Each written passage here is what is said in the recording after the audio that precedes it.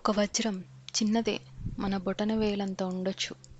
కానీ దాని చుట్టూ వేల సంవత్సరాల చరిత్ర ఉంది. దాన్ని తాకిన ప్రతి రాజు వినాశనం పొందాడు అని చరిత్ర చెబుతుంది. ఇప్పుడు అది లండన్లో ఉంది, బ్రిటిష్ క్రౌన్లో పొదగబడి ఉంది. కానీ ఆ వజ్రం మొదట మన గడ్డ మీద పుట్టింది, మన పూర్వీకుల భూమిలో దొరికింది, తెలుగు రాజ్యాల చేతిలో ఉండేది. మరి అది మన దగ్గర నుండి ఎలా వెళ్ళింది? ఈ కథలో నిజాలున్నాయి, నిర్ధారణ కాని విషయాలున్నాయి. రెండూ మీకు చెప్తాను నిజాయితీగా. ద రహస్యలోకంకి స్వాగతం. మొదట అర్థం చేసుకోవాల్సింది ఒకటే, కోహినూర్ అంటే కేవలం వజ్రం కాదు. పర్షియన్ భాషలో కోహినూర్ అంటే కాంతి పర్వం. నేడు దాని బరువు 105.6 క్యారెట్లు. కానీ అంతకుముందు అసలు బరువు కొన్ని వందల క్యారెట్లు ఉండేదని చరిత్రకారులు చెప్తారు. మరి ఏమైంది? 1852లో బ్రిటిష్ వారు దాన్ని రీకట్ చేశారు. ఇంత విలువైన వజ్రం ఎక్కడ పుట్టింది? మన దగ్గరే, గుంటూరు జిల్లా, ఆంధ్రప్రదేశ్, కృష్ణానది ఒడ్డున కొల్లూరు అనే గ్రామంలో.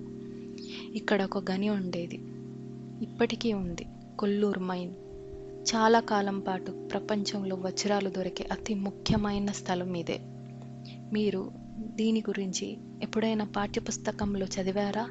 లేదు కదా, అందుకే ఈ ఛానల్ ఉంది. కొల్లూరు గని చరిత్ర చాలా పాతది. ఈ గని 1619 ప్రాంతంలో అఫీషియల్గా డిస్కవర్ అయినట్లు చారిత్రక రికార్డులు చెబుతున్నాయి. గరిష్ట స్థాయిలో 60,000 మంది పనిచేసేవారు ఈ ఒక్క గనిలో.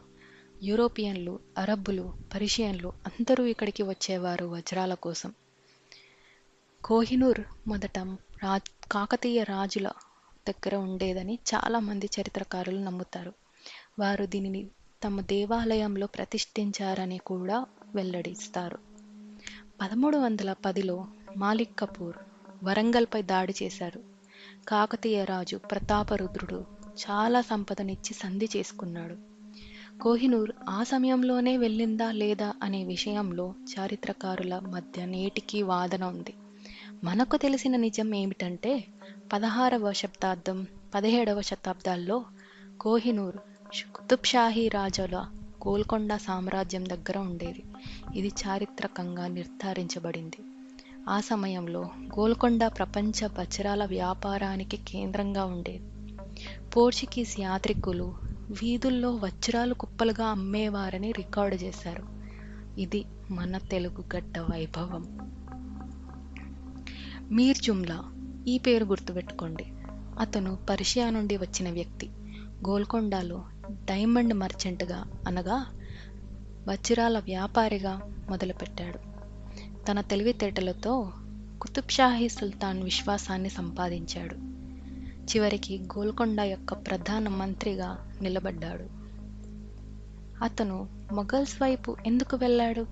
కేవలం అధికారం కోసమైతే కాదు. సుల్తాన్ అబ్దుల్లా అప్పటి గోల్కొండ సామ్రాజ్యాలలో ఒక రాజు. ముయిర్ జమ్లాని సుల్తాన్ అబ్దుల్లా అప్పటి గోల్కొండ రాజులలో ఒకరు. మీర్ జుమ్లాని అనుమానించాడు. అతని కుటుంబాన్ని గోల్కొండ కోటలో బంధించాడు. కుటుంబాన్ని కాపాడుకోవడానికి అతను ఔరంగజేబ్ సహాయం తీసుకున్నాడు. బదులుగా గోల్కొండ రహస్యాలు చెప్పాల్సొచ్చింది.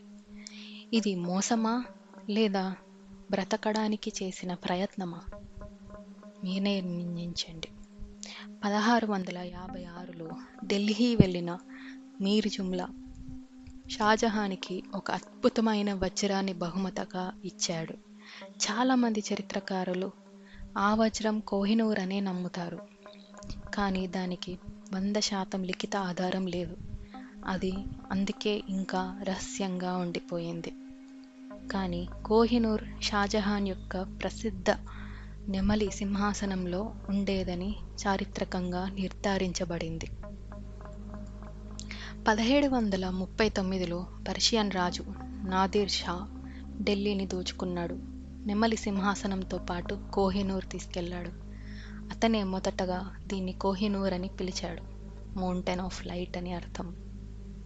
1700 1747లో నాదిర్ షా హత్య చేయబడ్డాడు. అతని సామ్రాజ్యం శిథిలమైంది. కోహినూర్ ఆఫ్ఘన్ రాజుల దగ్గరికి వెళ్ళింది. తర్వాత పంజాబ్కి చేరింది. మహారాజా రంజిత్ సింగ్ దగ్గర ఉండేది. అతను మరణించిన తర్వాత పంజాబ్లో అంతర్యుద్ధాలు జరిగాయి. కోహినూర్ తాకిన ప్రతి పురుష పాలకుడు వినాశనం పొందాడని చెప్తారు. స్త్రీలకు శుభం, పురుషులకు వినాశనం అని పురాతన నమ్మకం ఉంది. ఇది చారిత్రకంగా నిర్ధారించబడిన శాపం కాదు, కానీ జరిగిన సంఘటనలు చూస్తే ఈ నమ్మకం ఎందుకు వచ్చిందో అర్థమవుతుంది. 1849లో బ్రిటిష్ వారు పంజాబ్ని ఆక్రమించారు.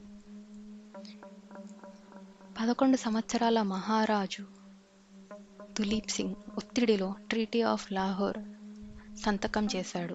ఆ ట్రీటీలో ఒక వాక్యం ఉంది: కోహినూర్ వజ్రాన్ని పంజాబ్ మహారాజా ఇంగ్లాండ్ రాణికి సమర్పిస్తున్నారని. అది బహుమతి కాదు, బలవంతంగా తీసుకున్నారు. భారత సుప్రీంకోర్టులో కూడా ఈ విషయం చర్చకు వచ్చింది. బ్రిటిష్ వారు ఇది లీగల్గా బహుమతించబడిందని చెప్తున్నారు. కానీ 11 సంవత్సరాల పిల్లవాడు బలవంతంగా సైన్ చేసిన పత్రం అది బహుమతి అవుతుందా? ఇంటర్నేషనల్ లా ప్రకారం 1970 కంటే ముందు వెళ్ళిన వస్తువులు తిరిగి ఇవ్వాల్సిన లీగల్ ఆబ్లిగేషన్ లేదని అంటున్నారు. అందుకే కోహినూర్ తిరిగి రాదు కూడా. చట్టం వారి వైపు ఉంది, కానీ నైతికంగా మన గడ్డ నుండి పుట్టిన వజ్రం మన దగ్గరే ఉండాలి కదా.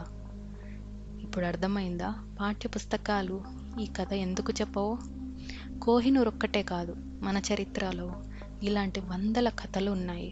దాచబడినవి, మర్చిపోయినవి, తుడిచిపెట్టినవి. వాటన్నిటినీ తీసుకొస్తాను ఒక్కో వీడియోలో. ఈ వీడియో మీకు నచ్చిందనుకుంటున్నాను. మీకు తెలిసిన ఒక్క వ్యక్తికి ఈ వీడియో షేర్ చేయండి. మన చరిత్ర మనకు తెలియాలంటే మనమే షేర్ చేసుకోవాలి.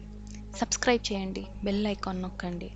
తదుపరి వీడియోలో విజయనగర సామ్రాజ్యం ఒక్క రాత్రిలో ఎందుకు కూలిపోయింది అసలు నిజం చెప్తాను. ద రహస్య లోకం.